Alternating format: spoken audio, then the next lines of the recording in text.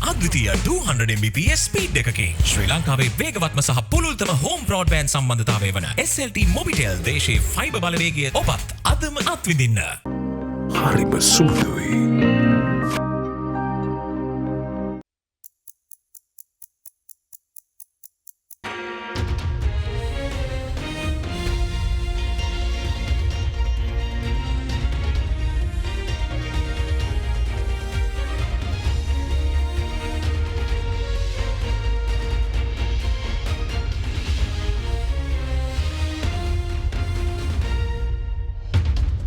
Tonight on First at 9, this Saturday the 8th of April 2023.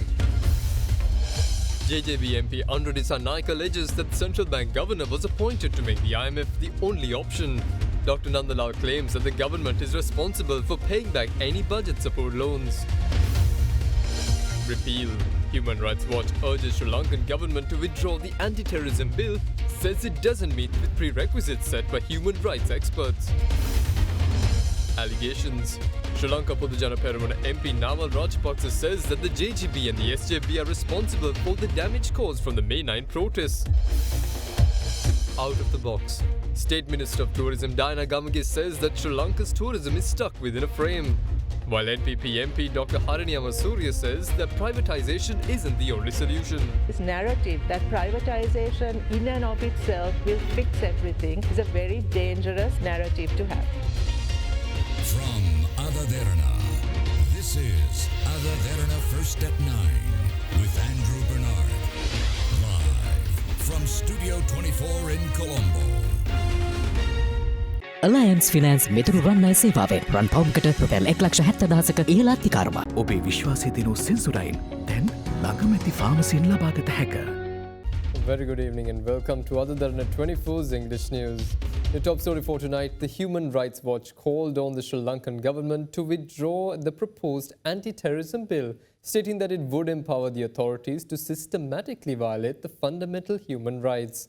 The rights group also highlighted that the bill doesn't meet any of the prerequisites set by the UN independent expert on human rights and counter-terrorism. The Human Rights Watch urged the government to ensure through consultations that any counter-terrorism legislation introduced upholds the international human rights standards. The HRW said that the new bill would expand the definition of terrorism to include crimes such as property damage, theft or robbery, and restrict the rights of freedom of assembly and speech. Speaking in this regard, HRW's South Asian Director Meenakshi Ganguly said that the proposed anti-terrorism bill would permit the Sri Lankan government to use draconian measures to silence critics and target minorities. She went on to say that the government's crackdown on dissent and misuse of existing counter-terrorism laws to arbitrarily detain protesters highlights the obvious risk of abuse.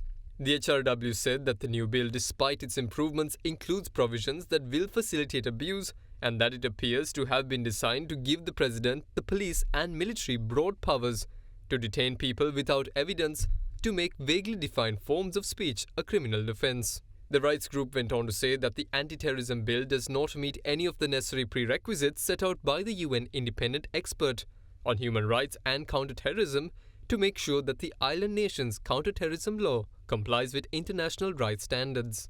The prerequisites call for provision of an appropriate definition of terrorism, ensuring of precision and legal certainty, provisions to prevent arbitrary detention, measures that adhere to the absolute prohibition on torture, and due process and fair legal guarantees, including judicial oversight.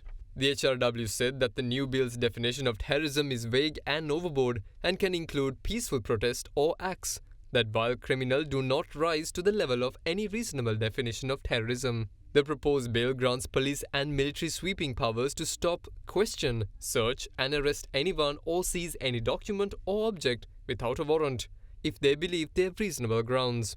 The HRW further said that the bill expands broad powers to criminalize speech that is likely to be understood as an encouragement or inducement to commit or prepare for terrorism, with the burden of proof on the defendant to show that that was not their intention.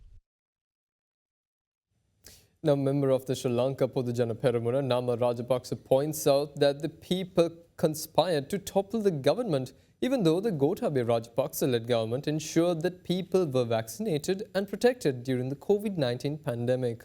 Speaking at a public gathering in Waligama yesterday, he added that the JVP and the SJB is responsible for the May 9th protest. COVID-19 මේ වසංගතයේ වෙලාවේ රටවල් වල මිනිස්සු මැරලා වැටලා මිනිහ පහ වුණා. අපේ ජනාධිපතිතුමාට ඒ වෙලාවේ තිබ්බා නෑ කමක් නෑ අපි ආර්ථිකය බේර ගන්න ඕනේ. කවුරු මැරුණත් මම රට අරිනවා. වැක්සින් වලට එන්නත් වලට මම වියදම් කරන්නේ නෑ කියලා. එතුමා එහෙම කරේ නෑ. එතුමා බලුවා නෑ මම මිනිස්සු ටික බේර ගන්න. බටහිර රටවල් වැක්සින් එන්නත් නිෂ්පාදනයක රටවල් පවා 65ට වැඩි අයට ඉන්නත් දුන්නේ නෑ. හැබැයි ගොඩබේ මැදයක් පටන් ගත්තේ එතනින්. ඒ අතර ආර්ථිකය යම් පසුබෑමකට ලක් වුණා. හැබැයි අපි කර්මාන්ත ශාලා වැහෙන්න දුන්නේ නෑ. රාජ්‍ය සේවය අස් කරේ නෑ. රාජ්‍ය සේවය අස් කරනවා නම් අස් කරන්න දෙපේ කොවිඩ් වෙලා. නිකම් පඩි ගෙවුවේ. ඉස්කෝලේ ඇරියා විතරයි ගුරුවරු ආව පඩි වැඩි කරලා ඉන්නේ. ගමේ සමෘද්ධ නිලධාරියා ග්‍රාම සේවක මහත්තයා ජීවිතේ නොතක කියලා වැඩ කරේ. ඒ අය ඇවිල්ලා පඩි වැඩි කරලා ඉල්ලුවේ නෑ. ඒ අය කොවිඩ් වෙලාවෙත් කියලා බට්ටු එක බෙදුවා 5000 බෙදුවා. හැබැයි කොටබේ රාජපක්ෂ මහත්තයාගේ ආණ්ඩුව වට්ටන මහත්වැද්ද කුමන්ත්‍රණයක් ක්‍රියාත්මක වුණා. ඒක වැටුන්නේ නෑ ආණ්ඩුව වැට්ටුවා. නොදුරු දිනක ඒ කාරණා පිළිබඳව සමාජයේ දැනගන්න. සමහර දේශපාලන පක්ෂ හිතනවා අපිව බය කළා තමන්ගේ දේශපාලන වේදිකාව නිර්මාණය කරගන්න පුළුවන්. බය කරලා දේශපාලන වේදිකාවක් නිර්මාණය කරගන්න බෑ. මැයි 9 වෙනිදා අපේ පාක්ෂිකයන්ට ගැහුවා. ගෙවල් ගිනි තිබ්බා. මේකද ප්‍රජාතන්ත්‍රවාදී දේශපාලන පක්ෂයක හැසිරිය. ජනතා විමුක්ති පෙරමුණයි සජබේ සජිත් ප්‍රේමදාස මහත්තයාගේ දේශපාලන පක්ෂය තමයි ඒකට වක් කියන්නේ. Now, opposition leader Sajith Premadasa stated that they are hoping to create a new Sri Lanka for the children using technologies while prioritizing English language and IT information technology as education for them. Speaking at an event in Tissamaharama today, he further stated that the SJB will be providing smart boards, computers and printers worth over 1 million to 30 selected government schools to commemorate his late father, former President Ranasinghe Premadasa's 9th death anniversary. 43 ලක්ෂයක් පාසල් දූදරුවන්ට දිවා ආහාරය නිල ඇඳුම මගේ පියාණන් ලබා දුන්නා. එළමෙන මැයි පළවෙනිදාට එතුමා අභාවයට පත් වෙලා වසර 30ක්. මේ වසර 30 ගුණානුස්මරණය වෙනුවෙන් මේ රටේ රජයේ පාසල් 30ක් තෝරගෙන එකකට ලක්ෂ 10කට වැඩිය වටිනා ස්මාර්ට් බෝඩ්ස්, කම්පියුටර්ස්, ප්‍රින්ටර්ස් ඒ වගේ මතක් කරන්නට ඕන පුස්තකාලයට මලල සේකර ඩික්ෂනරි 5ක් හැම දරුවෙකුටම ඉංග්‍රීසි භාෂා කේන්ද්‍රීය අධ්‍යාපනය ලබා දෙන්නට ඕන. ඒක ලබා දෙන්න අපි කටයුතු කරනවා. හැම දරුවෙකුටම තොරතුරු තාක්ෂණය, ඩිජිටල් තාක්ෂණය, පරිගණක තාක්ෂණය කේන්ද්‍ර කරගත් අධ්‍යාපනය ලබා දෙන්නට ඕන. මේ රටේ පාසල් පද්ධතියේ විෂය නිර්දේශය වෙනස් කරන්නට ඕන. සයන්ස්, ටෙක්නොලොජි, ඉංග්‍රීසි, engineering, maths, medicine, environmental science, management sciences වලට අපි ප්‍රමුඛතාවය ලබා දෙනවා. අනාගතයේදී අපි බිහි කරන රට තුල මේ අපේ ආදරණීය දූදරුවන්ට biotechnology, artificial intelligence, virtual reality, augmented reality, data science, big data, metaverse වැනි නව තාක්ෂණය තුලින් අපි නව ලෝකයක් නිර්මාණය කරන්නට බලාපොරොත්තු වෙනවා. නව ශ්‍රී ලංකාවක් බිහි කරන්නට අපි බලාපොරොත්තු වෙනවා. The leader of the Jathika Janabala Vege, Anurukumara Dissanayaka, states that the appointment of the central bank governor, Dr. Nandalal Veerasinghe, and his decision to not repay bilateral and multilateral loans for Sri Lanka to enter into an agreement with the International Monetary Fund. He went on to say that this decision led the Sri Lankan economy to the IMF's agenda, preventing the country from being able to obtain loans from the ADB and the World Bank.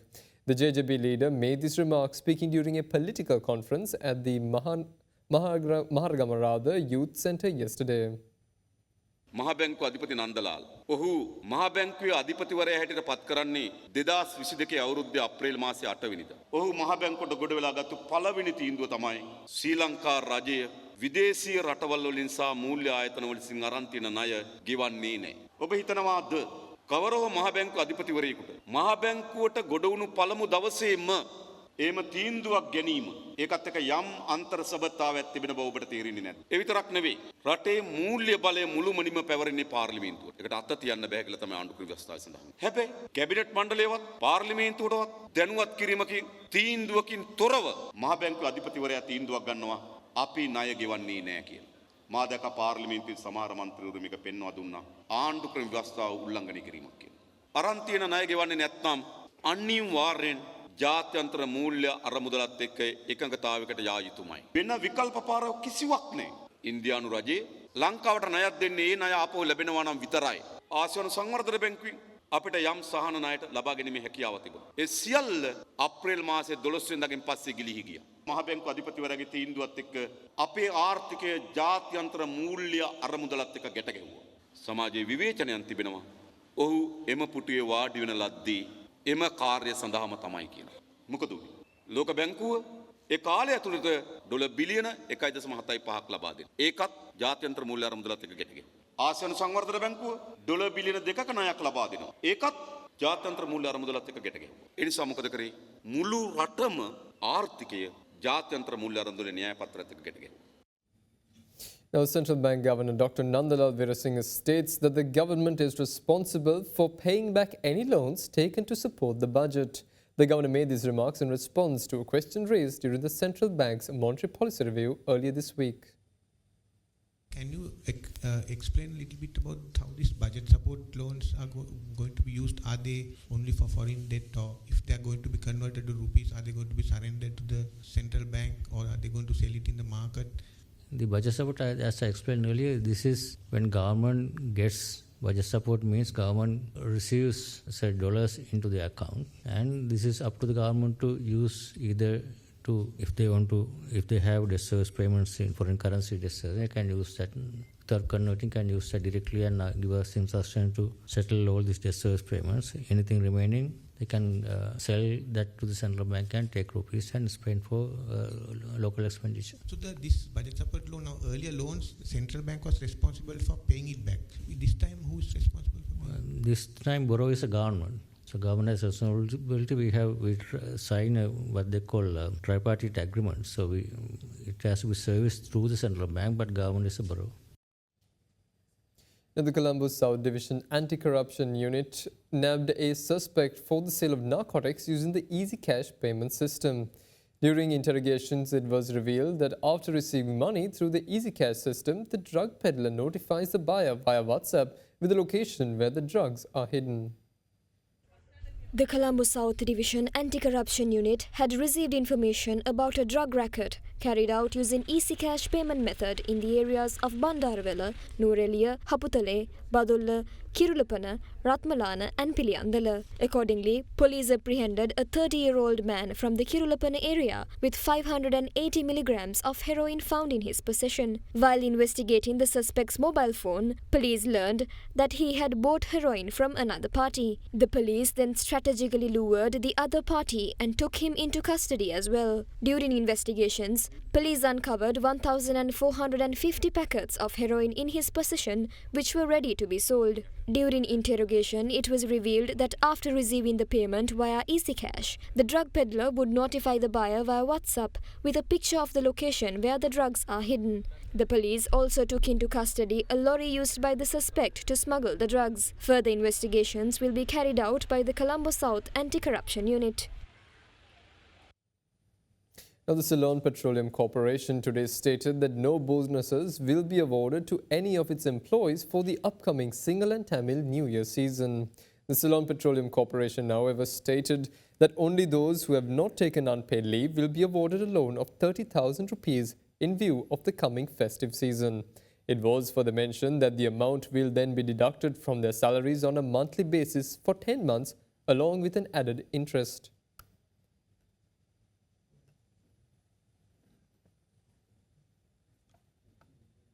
Now, Director General of the World Health Organization, Tedros Adhanom Ghebreyesus, expressed his gratitude towards President Ranil Wickremesinghe for his support towards the World Health Organization.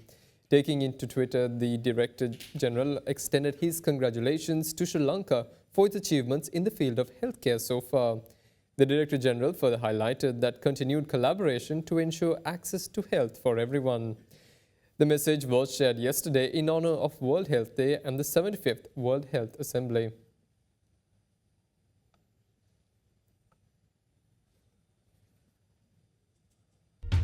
And we'll be back with more news right after this short commercial break.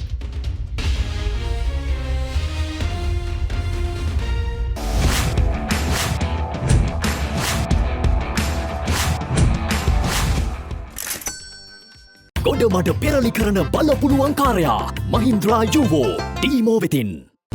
වැඩම ගොඩයි ගොඩම තමයි ස්වරාජ් tractor ටීමෝ වෙතින්.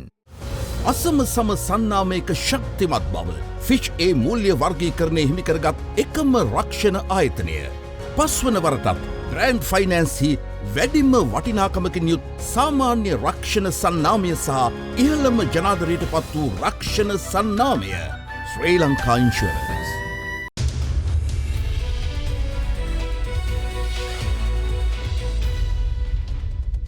Welcome back.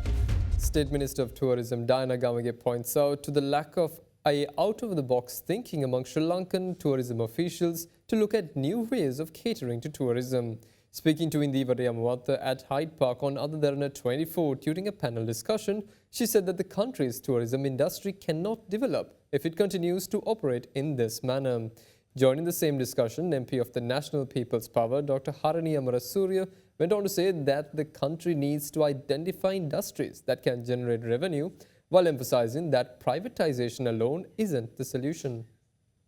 What do you propose we do in the immediate, maybe short to mid-term, as we look at growth momentum through an export-led economy? Imagining that privatization will create competitiveness is also not quite correct, because if you look at the egg industry is, I think, a classic example. Egg industry is private. There's no state involvement in it. It hasn't led to the reduction of price of eggs or the availability of eggs. That sector is in a crisis. Look at the rice mills. That's privatized. There's no state involvement. We haven't been able to control the price of rice nor the supply of rice, despite it being a completely private sector. This narrative that privatization in and of itself will fix everything is a very dangerous narrative to have. We need to invest in areas where we can be competitive. That requires some kind of a long-term policy of identifying those sectors, of developing the human capacity to build those sectors, of ensuring that we have the right diplomatic relations to link our markets, to bring in the investment for those particular sectors, ensuring a corruption-free regulatory environment where these enterprises can be innovative and can function properly. All of these things need to happen. Just opening up the market is not going to bring in foreign direct investment unless you identify sectors, you set in place the systems that will bring in the kinds of investments that are needed, and also looking at the raw material that is required for developing those sectors. There has to be a systematic assessment of the areas and sectors in which we want to develop in order to drive an export-led economy. Significant concrete measures have not been taken in the tourism industry as well to ensure a growth as much as we like to. What measures do you propose, and are there challenges in working with the authorities that you have to work with? Absolutely, yes. There are huge challenges that I have to face myself. And like we've seen the development of tourism within the last few months, there has been a huge increase actually. Looking at it from 2022, there's been nearly 4% increase these few months. Even the revenue that has come in, it's been like over 300 million for the start of these few months, and we have had over 350,000 tourists already who have visited, compared to the year before, which was 700,000 only for 2022. My target is at least 1.5 million by end of this year. But saying that, there are lots of things to be done within the country when it comes to tourism. To be honest, speaking very openly, I find Sri Lankan tourism hasn't been promoted the way it should, and the facilities are not there. If we go out, we can ask tourists to come into this country, but what are the facilities we provide for them? Wherever I have visited, I have found that there's lots of lack of facilities for the prices we are charging, which needs to be absolutely corrected. And these are the things that I am having to face, like I said, challenges, because... But who is responsible to rectifying these? Who can do it? You're State Minister of Tourism, you're also part of I am, but there is a higher cabinet minister above me. And the cabinet minister, the secretaries, the workforce comes under him, who takes all the decisions. When it has to be taking decisions, I think they have to be able to work together. People are in a comfort zone. They are in a box, and they don't want to move out of this frame. And it doesn't work for Sri Lanka tourism anymore. The world is changing. Sri Lanka has changed. And this is the change that I'm looking to make, because we need to provide the facilities. Like for an instance, what I've been talking about in the past about nightlife. If you walk out there at 10:30 in the night, it is just absolutely dark. There's no place that you can get a drink, food, nothing. Everything is shut. If you go to a 5-star hotel, 11 o'clock they close the bar. You see, for the tourists coming into the country, they're looking to enjoy themselves. That's why they spend so much money and come in here. So if we are are going to shut, and if we are not going to open up where we can get the revenue, we're not going to make anything. We're going to be stuck in the same place. So this is exactly what my fight is for, is that we really need to change this system. And that's all the news we have for you this evening. Join us again tomorrow for the very latest news at the very same time. Tune into our social media pages for the very latest news. Have a pleasant evening and good night.